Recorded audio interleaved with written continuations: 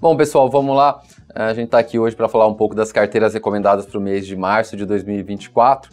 Como sempre, a gente começa falando um pouco do pano de fundo, o que motivou as nossas decisões no nível um pouco mais macro, mais top-down. E depois a gente fala um pouco das carteiras, principalmente destacando nomes novos que a gente está colocando no portfólio.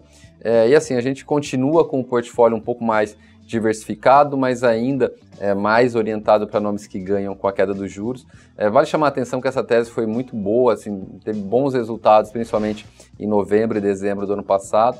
Esse começo de ano nem tanto, mas nossa visão, se você olhar os últimos dados, principalmente de inflação nos Estados Unidos, eles já começaram a ser um pouco melhores. Nossa impressão é que essa tese pode voltar a dar bons resultados nos próximos meses, tá?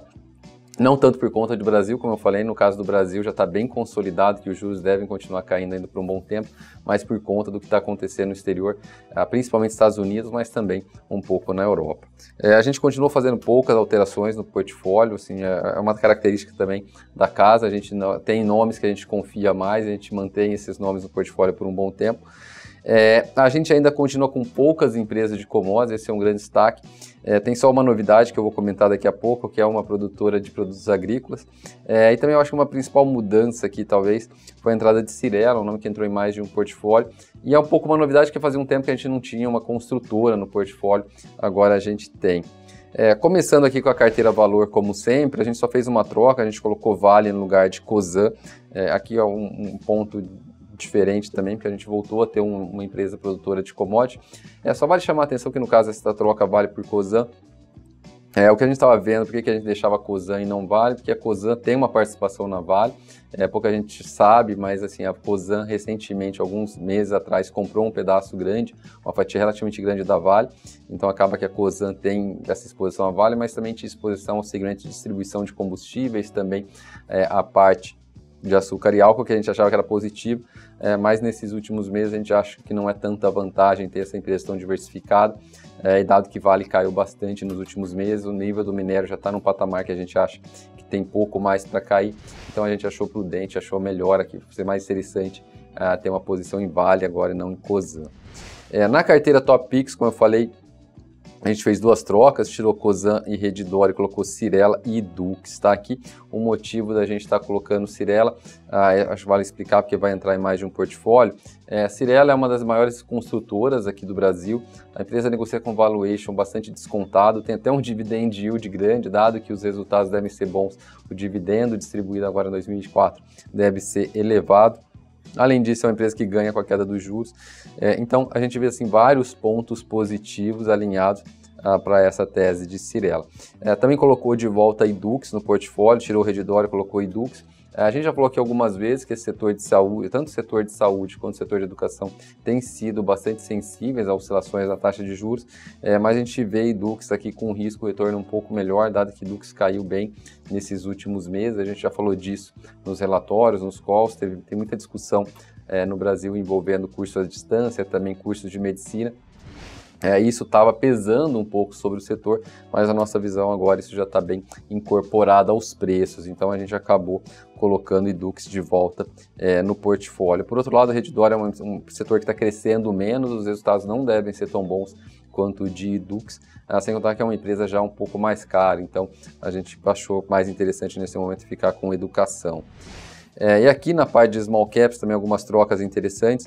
A gente tirou Banco ABC, que foi um papel que subiu muito desde que a gente colocou no portfólio, mas acho que agora já está bem precificado. Os últimos resultados também foram menos surpreendentes do que a gente gostaria, vamos dizer assim. Fleury também é uma empresa do setor de saúde que tem o lado positivo. A Fleury se juntou com a Pardini, então a gente esperava resultados bons. Mas por outro lado, esse setor de saúde, particularmente o segmento da Fleury, tem um problema que é as empresas, os pagadores, que a gente divide esse setor de saúde, quem é comprador e quem é fornecedor. O problema só é que a Fleury, por ser um fornecedor, ela está sempre sendo pressionada pelos compradores, pelas grandes redes, de hospitais ou plano de saúde para prestar serviços mais baratos, ou então os hospitais tentam tirar a Fleury, essas empresas mais caras, esses laboratórios mais caros, da rede credenciada para reduzir custos. Tá? Então ela tem essa pressão constante no sentido de reduzir receita. Então é um setor que a gente vê com uma concorrência muito grande, uma pressão muito forte dos compradores, que acaba pressionando um pouco as margens. Tá? Isso eu acho que nesse momento mais do que está sendo mais relevante do que essa fusão com a Pardini.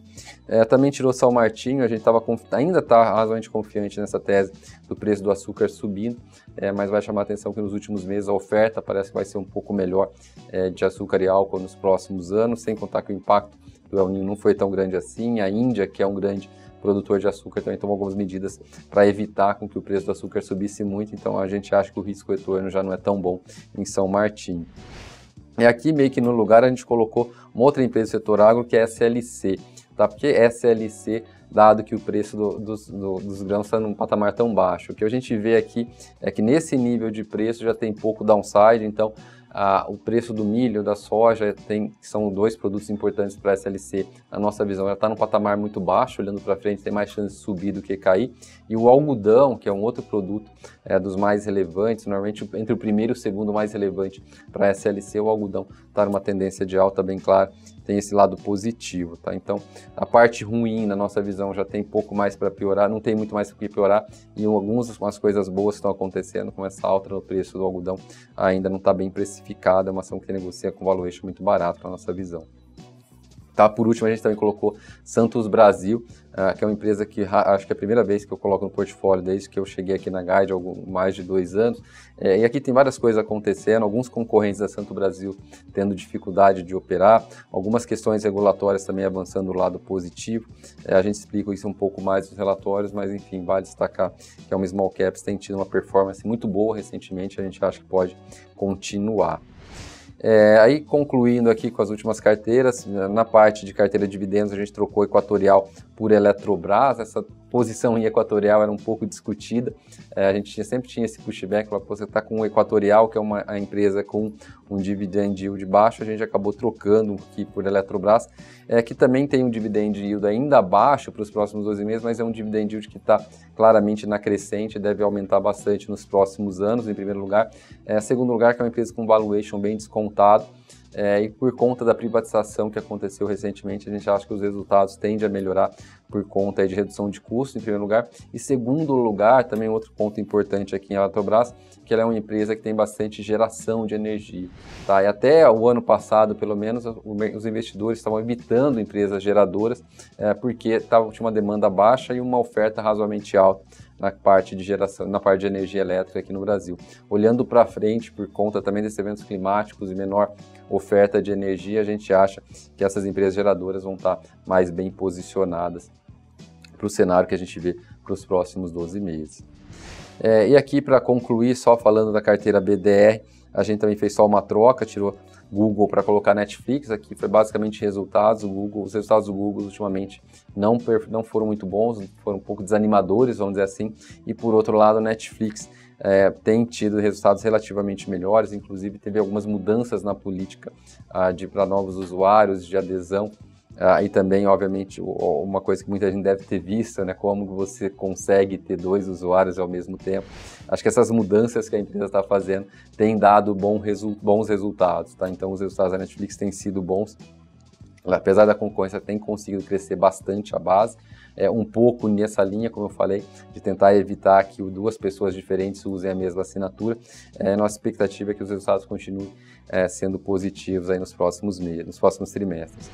Por último, uma coisa que a gente fala um pouco menos aqui, mas também a gente teve uma troca só na carteira de fundos imobiliários, tirou o CVBI para colocar o Canip, tá? Um fundo também de uma casa bem conhecida, a Quineia, uma parceira de longa data aqui da Guide, uma indústria, uma casa que tem bons fundos de uma forma geral, pouquíssimo pushback dos investidores com relação aos fundos da Quineia, e a gente achou que faria sentido também, nesse momento, fazer essa troca de CVBI, da VBI Real Estate, pelo fundo da Quineia. Tá? Então, eram esses comentários que a gente fez. Como eu falei, eu passei um pouco por todas as carteiras, uma ou outra troca só em cada uma delas, mantendo um perfil de a gente segurar um pouco mais os papéis cada vez que a gente coloca nas carteiras, mantendo esse viés na parte de ações com papéis que ganham um pouco mais com a queda dos juros e mantendo poucas empresas de commodities também na carteira, mas com algumas novidades, particularmente nessas empresas, como eu falei, do setor agrícola.